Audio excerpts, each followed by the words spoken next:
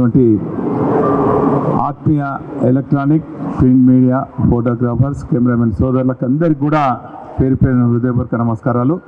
ఈనాటి press meet కార్యక్రమంలో గౌరవ ఎమ్మెల్సీ పెద్దలు రవీందర్రావు గారు పాల్గొనడం జరుగుతుంది.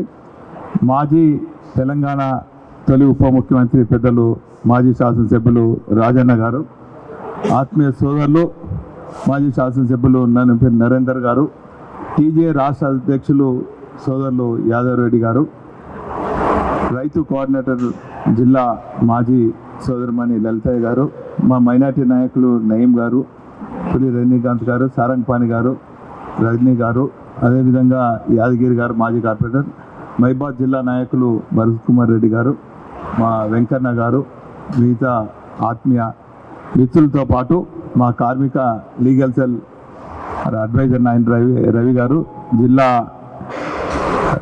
కార్మిక నాయకులు సోదరులు మల్లేశం గారు, మిగతా బీఆర్ఎస్ పార్టీ శ్రేణులందరూ కూడా పాల్గొనడం జరుగుతుంది. వారందరికీ కూడా పేరు పేరున హృదయపూర్వక నమస్కారాలు. తెలంగాణ రాష్ట్ర వ్యాప్తంగా అధ్యక్షునిగా రేవంత్ రెడ్డి తెలంగాణ ప్రజలను, తెలంగాణ రైతాంగంతో పాటు అన్ని వర్గాలను దగా చేసి మోసం చేసి 6 గ్యారంటీలు 420 హామీలతోని అనేక డిక్లరేషన్ పెట్టి అధికారంకి వచ్చి 2.5 సంవత్సరాలు గడిచినప్పటికీ ఏ ఒక్క డిక్లరేషన్ కూడా, ఏ ఒక్క హామీ కూడా నెరవేర్చకుండా ఈరోజు ప్రజల ప్రాణాలతోని చిలగాంత మారుతున్నటువంటి విషయం మనందరూ కూడా తెలుసు. తెలంగాణ ప్రజానికానికి కాదు, తెలంగాణ రాష్ట్రంలో తెలంగాణ రైతాంగం అన్నపూర్ణగా వివరించి దేశానికి ఆదర్శంగా నిలిచి ఆనాడు కేసీఆర్ గారి నాయకత్వంలో తెలంగాణ రైతాంగానికి 24 గంటల కరెంటుతో పాటు అనేక సదుపాయాలు కల్పించినటువంటి కేసీఆర్ పాలన, మరి 2.5 ఏళ్ళ కాంగ్రెస్ పాలన చూస్తే రైతాంగం ఆత్మహత్యల దశకు మరి పయనిస్తున్న విషయం మీ అందరికీ కూడా తెలుసు. మరి పోరుగల్లంటూ ఓరుగల్లో 2022లో రైతు డిక్లరేషన్ పేరిట కాంగ్రెస్ నాయకుడు రేవంత్ రెడ్డి గారు వారి జాతీయ నాయకులు రాహుల్ గాంధీని తీసుకొచ్చి మరి పోరుగల్ల పైన అనేక రైతాంగానికి హామీలు ఇచ్చి ఈరోజు ఇప్పటి వరకు కూడా ఒక హామీ కూడా నెరవేర్చలే. కాబట్టి మరి దాన్ని పురస్కరించుకొని మే 6న ఒక బాధ్యత ప్రతిపక్ష పార్టీగా ఉమ్మడి వరంగల్ జిల్లా బీఆర్ఎస్ పార్టీ నాయకత్వంతో కూడా సమావేశమై ఖచ్చితంగా అదే రోజు పెద్ద ఎత్తున గ్రామీణ ప్రాంతం నుంచి రైతు ప్రతినిధులను తీసుకొచ్చి సుమారు 10,000కు తగ్గకుండా రైతు సదస్సు నిర్వహించాలని చెప్పి మరి 2-3 ప్రదేశాలు చూడడం జరిగింది. ఆ ప్రదేశ వివరాలు సోదరు నరేందర్ గారు చెప్తారు. రైతులకు చేసిన దగా గురించి పెద్దలు రవీందర్రావు గారు, మా రాజన్న గారు చెప్తారు. మరి మీరు సమయిస్తే మా లలిత గారు కూడా చెప్తారు. ఇప్పుడు ఆ విషయాలన్నీ కూడా సోదరులు రవీందర్రావు గారు మీకు వివరిస్తారు. ఆ విషయంలో పాల్గొంటున్న గౌరవనీయులు దాసం వినయభాస్కర్ గారు, గౌరవనీయులు డాక్టర్ రాజయ్య గారు, గౌరవనీయులు నరేందర్ గారు, నన్నపనేని, మరి యాదవ్ రెడ్డి గారు, అలాగే వీరవెల్లి భరత్ కుమార్ రెడ్డి గారు, యాదగిరి గారు, మాన వెంకన్న గారు, రవికుమార్ గారు, ఇంకా లలిత యాదవ్ గారు, నయీం గారు, ఇంకా వేదికమైన మిత్రులకు, మీడియా మిత్రులకు నమస్కారం. మే 6, 2022లో వరంగల్ కేంద్రంగా గత కాంగ్రెస్ పార్టీ ఎన్నికలకు ముందు ఒక రైతు డిక్లరేషన్ సభ అనేది పెట్టారు. ఆ సభలో మా ప్రభుత్వం కనుక వస్తే రైతులకి మేము ఏ రకమైనటువంటి హామీలను నెరవేరుస్తామని చెప్పని రాహుల్ గాంధీ గారు స్వయంగా హాజరైన ఆ సభలో ఆయనతో పాటు డిక్లరేషన్ ప్రకటించారు. ఆ డిక్లరేషన్లో 2 లక్షల రూపాయల రుణమాఫీ చేస్తామన్నారు. కానీ ప్రభుత్వం వచ్చాక రుణమాఫీ సంబంధించి వారు చేసినటువంటి దుర్మార్గం చిన్న సన్నది కాదు. 50,000 కోట్ల రూపాయల పైన రుణమాఫీకి సంబంధించి రైతులు రుణం చేసింది ఉంటే కానీ వారు వేసింది 20,000 కోట్ల రూపాయలు మేము ఇచ్చామంటున్నారు. కానీ ఎక్కడ చూసినా కూడా 25-30% రుణమాఫీ అనేది జరగలే. ఇప్పటికీ పూర్తి స్థాయిలో ఎంతమంది రైతులకి ఏ జిల్లాలలో ఎన్ని వేల కోట్ల రూపాయలు మీరు రుణమాఫీ చేశారో స్పష్టంగా చెప్పమంటే 20,000 కోట్లు కేటాయించారు. 50,000 నుంచి 20,000కు పోయింది.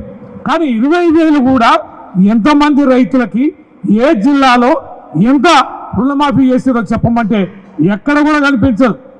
అనేక కారణాలతోటి మరి రిజెక్ట్ చేయడం, 2 లక్షల పైన ఉన్న రుణం చెల్లిస్తే ఆ రుణమాఫీ చేస్తామనంటే రైతులు 2 లక్షల పైన ఉన్న రుణాన్ని కూడా వాళ్ళు చెల్లిస్తే కూడా ఈ రోజు వరకు కూడా రుణమాఫీ జరగలే. అనేక సాంకేతిక కారణాలతోటి వారు 30% లోపే రుణమాఫీ చేసి రైతుల నోట్లో మట్టి పట్టారు. పండించిన ప్రతి ధాన్యపు గింజకి మేము బోనస్ ఇస్తామన్నారు. కానీ అన్ని పంటలకు పోయినాయి. ఆఖరికి వరికి అన్నారు. కానీ ఆ వరిలో కూడా దొడ్డోడ్లు కాదు మీ సన్నోట్లకు ఇస్తామన్నారు. ఆ సన్నోట్లకు కూడా ఎంతమందికి ఇచ్చారు, ఎన్ని వేల క్వింటాలకు ఇచ్చారనేది కూడా స్పష్టత బోనస్ విషయంలో లేదు.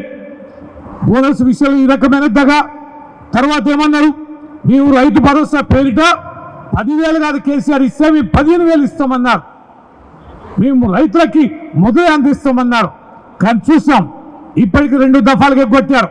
ఇప్పటికీ దఫాలు చూస్తే మేము ఒక సభ పెడితే 1 ఎకరానికి, నువ్వు 2వ సభ పెడితే మరొక ఎకరానికి. ఇవాళ వారు చేసేటువంటి రైతు భరోసా విధానం ఎప్పుడు మళ్ళా పంట కోసి కళ్ళాలకు వస్తున్న సందర్భంలో వారు ఇచ్చిన తీరు ఇది పంట పెట్టుబడి సాయం. అంటే రైతు భరోసా విషయంలో ఏ రకమైన ద్రోహం, బోనస్ విషయంలో ఏ రకమైన ద్రోహం, రుణమాఫీ విషయంలో ఏ రకమైన ద్రోహం అనేది ఈ రైతులకు సంబంధించి ఎన్ని రకాలుగా చేస్తున్నారో మనం చూస్తూనే ఉన్నాం. అంతేకాదు ఇవాళ ఒక్క ఉమ్మడి వరంగల్ జిల్లాలోనే 4.5 లక్షల ఎకరాల మొక్కజొన్న పంట పండింది. ఇవాళ కొనుగోలు కేంద్రాలు మేము ప్రారంభించమన్నాం అన్నారు. ఒక మా మైబాద్ జిల్లాలో 18 కొనుగోలు కేంద్రాలు ప్రారంభించమని చెప్తే ఒక మైబాద్ కేంద్రంలో 2 కొనుగోలు కేంద్రాలు ప్రారంభించి దాంట్లో అరకొరగా కేవలం శాంపిల్గా మాత్రమే కొనుగోలు చేసిన విధానం చూస్తే మొక్కజొన్న రైతుల కంట్లో మట్టి ఎంత తీవ్రంగా కొట్టారు, ఎంతటి ద్రోహాన్ని ఆ రైతులకు తలపెట్టారనేది ఇవాళ యావత్ రాష్ట్ర వ్యాప్తంగా 30 లక్షల మెట్రిక్ టన్నుల ధాన్యం పండిన ఈ మొక్కజొన్న రైతుల గోస చూస్తే ఇవాళ వర్ణనాతీతం. ఇవాళ వడ్లు ఇప్పుడే నేను ఉదయమే మైబాద్ జిల్లా ఆ పరిసర ప్రాంతాల్లో వరి కొనుగోలు కేంద్రాలు సందర్శించడం జరిగింది. అక్కడ చూస్తే దొడ్డొడ్లు కొనమంటారు, రైస్ మిల్లర్లు దించుకోమంటారు. ఒక్కొక్క కొనుగోలు కేంద్రంలో 7,000 నుంచి 10,000 క్వింటాల ధాన్యం ఇప్పటికే చేరింది. 1,000-2,000 క్వింటాల ధాన్యం కూడా ఇప్పటి వరకు కొనుగోలు జరగలే. గన్నీ బ్యాగ్స్ షార్టేజ్ ఉంది, ట్రాన్స్పోర్టేషన్ షార్టేజ్ ఉంది. ఇవాళ వారం 10 రోజులకు జరుపుకున్న పంట ఆల్రెడీ ఇవాళ కొనుగోలు కేంద్రాల్లో ఉంది. అంటే మొత్తం చేరుతున్న ఈ ధాన్యం ఎన్నడు కొనాలి, ఎన్ని రోజులు పడుతుంది అంటే మేము మొత్తం కూడా వారు ప్రయత్నం చేసినా కూడా ధాన్యాన్ని కొనుగోలు చేయలేని పరిస్థితి ఉన్నది. మొక్కజొన్నకు రూపాయి పేమెంట్ చేయాలి, ఇవాళ కొన్న ధాన్యాన్ని పేమెంట్ చేయని పరిస్థితి ఉన్నది. దొడ్డొడ్ల రైతుల పరిస్థితి తీవ్రమైన కోసం ఉంది. ఈ రకంగా యావత్ తెలంగాణలో పంటల కొనుగోలు కానీ, యూరియాకు సంబంధించిన యాప్ పెట్టిన విధానం కానీ, మొక్కజొన్న రైతులకు సంబంధించి కానీ, రైతు భరోసాకు సంబంధించి కానీ, బోనస్కు సంబంధించి కానీ, విద్యుత్కు సంబంధించి కానీ, సాగునీరుకు సంబంధించి కానీ, విత్తనాలకు సంబంధించి కానీ ఏ అంశాన్ని చూసినా రైతులకు పడుతున్న గోస అసాధారణంగా ఉంది. అందుకనే వరంగల్ కేంద్రంగా ఏ రకంగానైతే రైతులని మరి నమ్మబలికి మోసపుచ్చి 2.5 సంవత్సరాల రైతుల ఉసురు పోసుకుంటున్న ఈ ప్రభుత్వానికి మీరు ఇచ్చిన డిక్లరేషన్ ఏంటనేది గుర్తు చేయాలనే సంకల్పంతో మే 6న వరంగల్ కేంద్రంలో మేము ఈ రైతు డిక్లరేషన్ సభలో చేసిన విషయాలని చర్చించి రైతులతో మాట్లాడి మీకు చేసిన ద్రోహం ఇదని రాష్ట్ర వ్యాప్తంగా ఉన్న రైతులకు గుర్తు చేసేలా వరంగల్ జిల్లాలో ఉన్న మీ ముఖ్య నాయకుల మంత్రం కలిసి ఒక రైతు సభ పెట్టాలి, డిక్లరేషన్కి సంబంధించి చేసిన మోసాన్ని, కాంగ్రెస్ ప్రభుత్వం చేసిన మోసాన్ని గుర్తు చేయాలనే సంకల్పంతో ఒక రైతు సభ పెట్టాలనే సంకల్పం మేము తీసుకున్నాం. ఈ సందర్భంగా మేము కేటీఆర్ గారిని అభ్యర్థించాం, ఈ సభకి మీరు ముఖ్య అతిథిగా రావాలి. ఈ చేసిన ద్రోహాన్ని మీరు మాట్లాడుతూనే ఈ రైతులకు రాష్ట్ర వ్యాప్తంగా ఒక సంకేతం అనేది పోతుందని మేము వారిని అభ్యర్థించడం జరిగింది. వారు ఈ రైతు సభకి మే 6వ తారీఖున కేటీఆర్ గారు వస్తామని వారు అంగీకరించడం జరిగింది.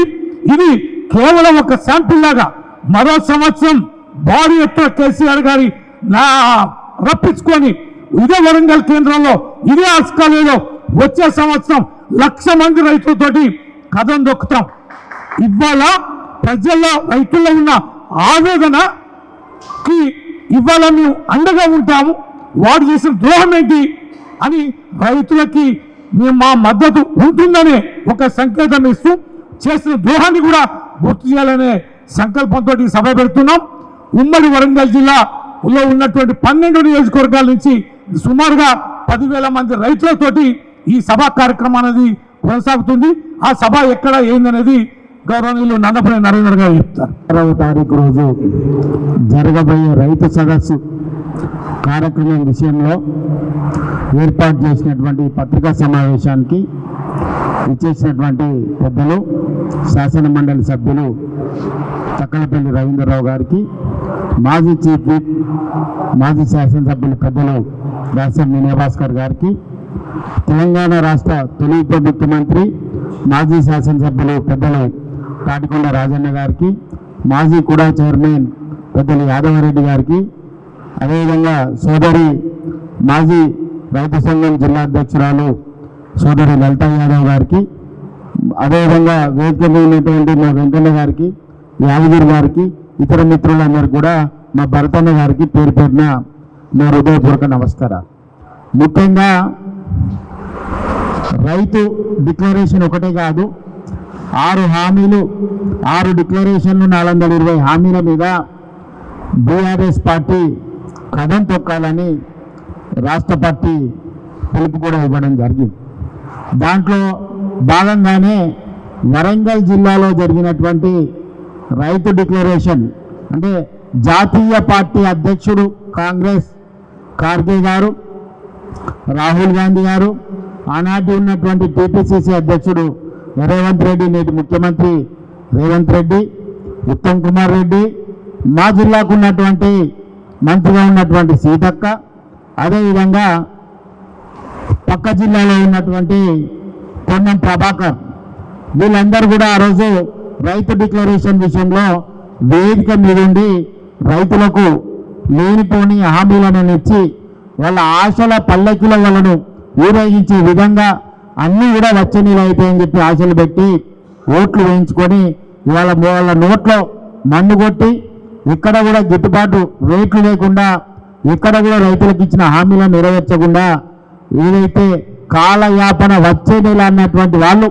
వచ్చే అనే విధంగా కాంగ్రెస్ ప్రభుత్వం నెలలు దాటుకుంటూ వచ్చింది. కాబట్టి బీఆర్ఎస్ పార్టీ ఉమ్మడి జిల్లా వరంగల్ జిల్లా నాయకులందరం కలిసి కేటీఆర్ గారిని రిక్వెస్ట్ చేసి ఈ సభ ఏ నుంచి వాళ్ళైతే డిక్లరేషన్ చేసి ఆ నుంచి మొదలు కావాలని మేమందరం కూడా కోరడం, వారు దానికి హామీ ఇవ్వడం కూడా జరిగింది.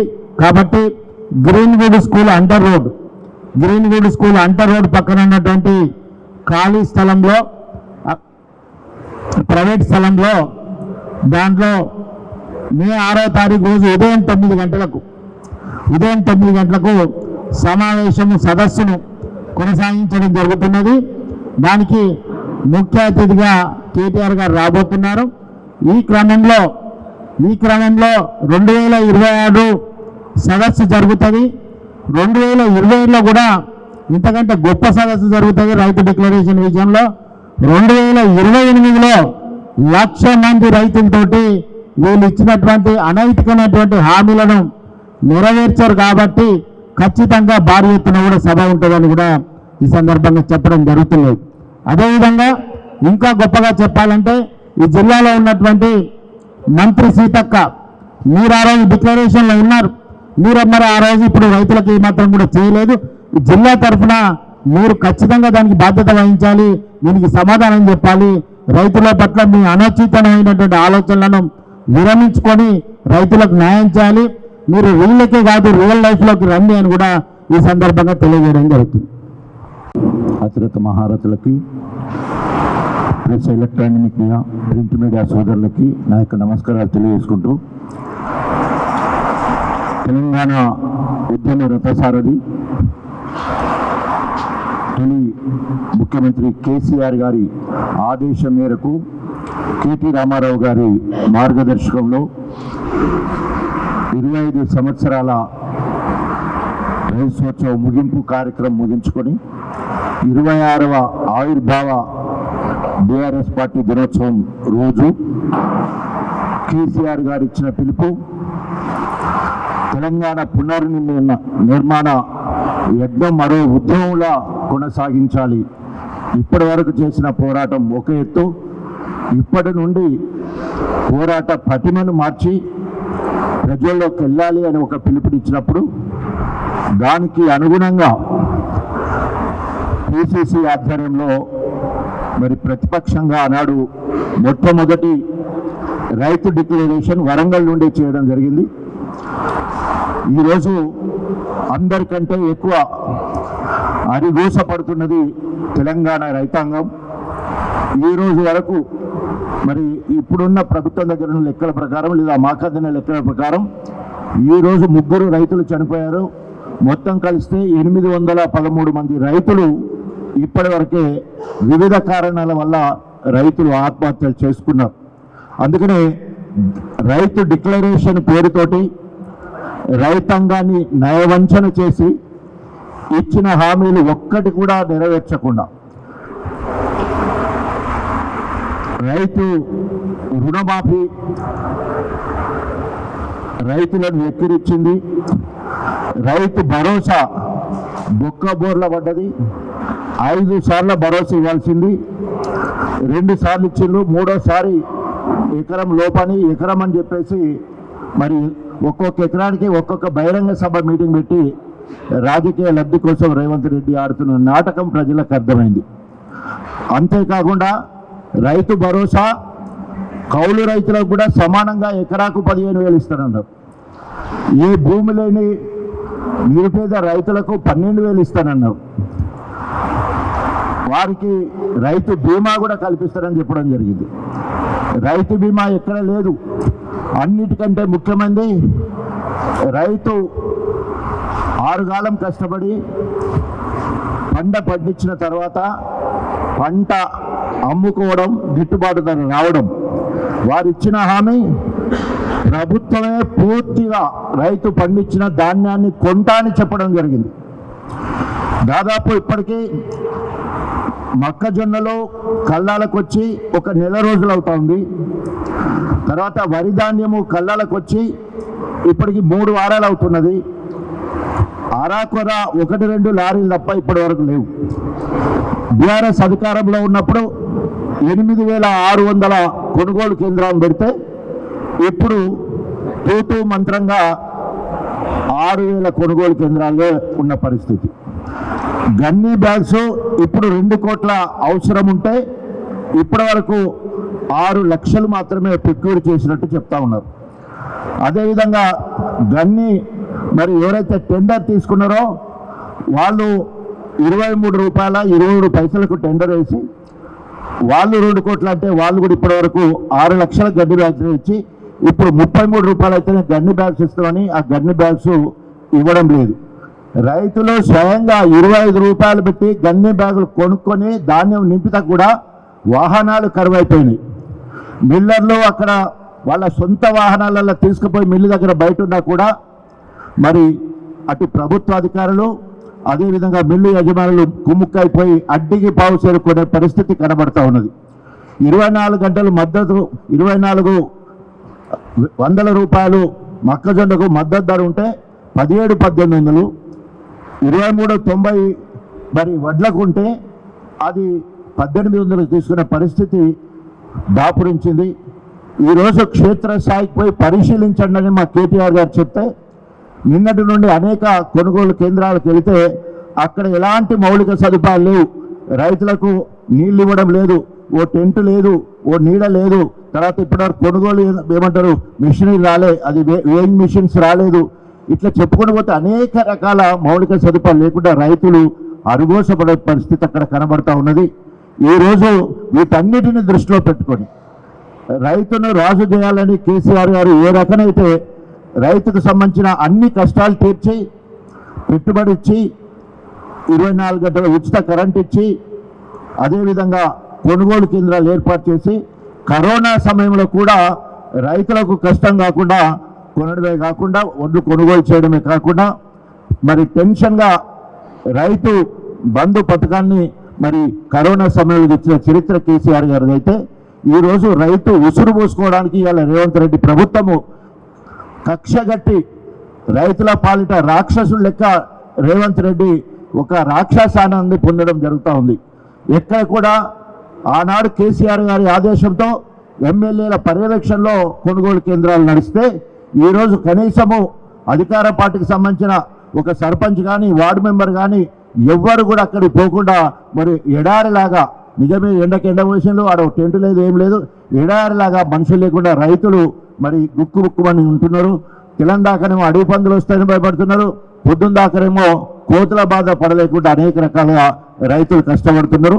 ఇదంతా కూడా సింబాలిక్గా వరంగల్లోనే రైతు సదస్సు ఏర్పాటు చేయాలని కేసీఆర్ గారు మాకొక ఉద్యమ స్ఫూర్తి రైతుల దగ్గర నుంచి మొదలు పెట్టాలి, అది ఉద్రిక్తంగా ఉండాలని చెప్పే క్రమంలో మరి ఉద్యమాల పురిటిగడ్డ వరంగల్ నుంచి వారు ఏ విధంగానైతే రైతు డిక్లరేషన్ ఇక్కడ నుండే వారి అధినాయకుడు రాహుల్ గాంధీతో డిక్లేర్ చేసిన ఒక్కటంటే ఒక్కటి కూడా అమలు కాలేదు.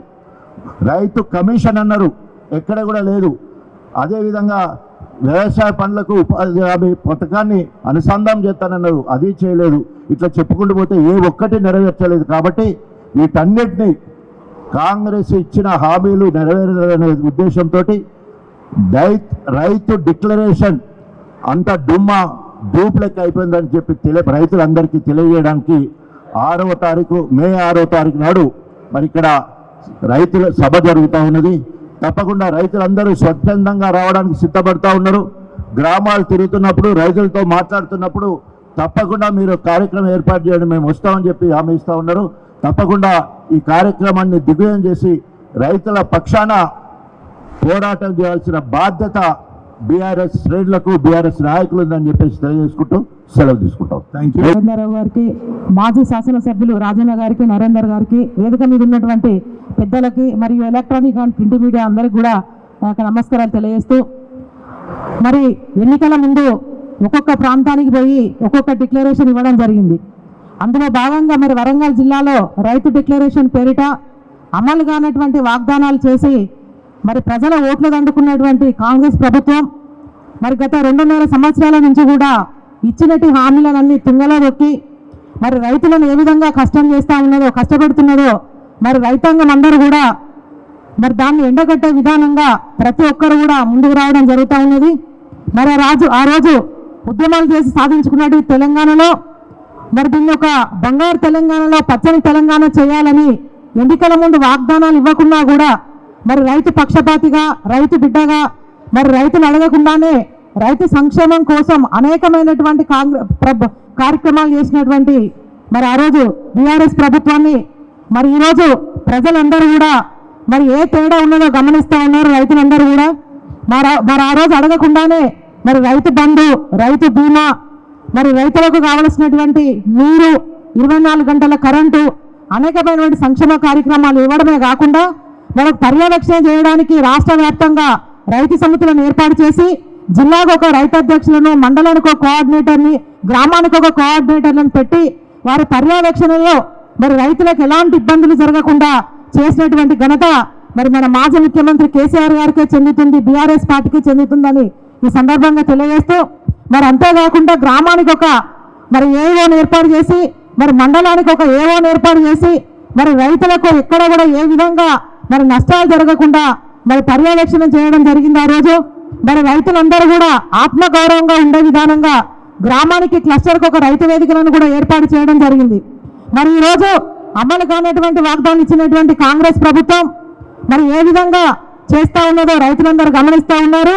మరి రైతులందరూ కూడా ఎండగట్టడానికి సిద్ధమైందో ఉమ్మడి వరంగల్ జిల్లాలో జరిగేటువంటి 6వ తేదీ జరిగే రైతు సదస్సులో మరి ప్రభుత్వం చేసేటువంటి కార్యక్రమాలను రైతులే చెప్పడానికి సిద్ధమైన ఈ సందర్భంగా మరి మా పార్టీ అధ్యక్షులు మరి వర్కింగ్ ప్రెసిడెంట్ కేటీఆర్ గారి సమక్షంలో రైతులు ఏ విధంగా నష్టపోతా ఉన్నారు, మరి కాంగ్రెస్ ప్రభుత్వం రైతులను ఏ విధంగా మోసగించిందో చెప్పడానికి రైతులందరూ కూడా పెద్ద ఎత్తున స్వచ్ఛందంగా తలరావడానికి సిద్ధమైంది. ఇదే కాకుండా మరి రైతు బంధు పడేటప్పుడు ఒక ఎలక్షన్ వస్తుందంటే రైతు బంధు వేస్తారు, ఇంకొక ఎలక్షన్ వస్తుందంటే రైతు బంధు వేస్తారు. చీరలలో కూడా పక్షపాతం. మొన్న జరిగినటువంటి గ్రామ పంచాయతీ ఎలక్షన్లలో ఎలక్షన్లు వస్తున్నాయని చెప్పేసి గ్రామీణ ప్రాంతాలలో ఉన్న మహిళలకు మాత్రమే చీరలు ఇవ్వడం జరిగింది. మరి అర్బన్లో ఉన్నటువంటి మహిళలకు చీరలు ఇవ్వలే. మళ్ళీ ఎలక్షన్లు వచ్చినప్పుడు మళ్ళీ ఇక్కడ ఇస్తారు. మీ కపట నాటకాన్ని కూడా ప్రజలు గమనిస్తూ ఉన్నారు. మరి మీరు ఇచ్చినటువంటి హామీలు ఏదైతే ఉన్నాయో వాటిని అన్నిటిని కూడా అమలు పరిచే విధానంగా మరి ప్రజలు ఎండగట్టే విధానంగా సిద్ధమైందని చెప్పేసి సందర్భంగా తెలియజేస్తా ఉన్నారు.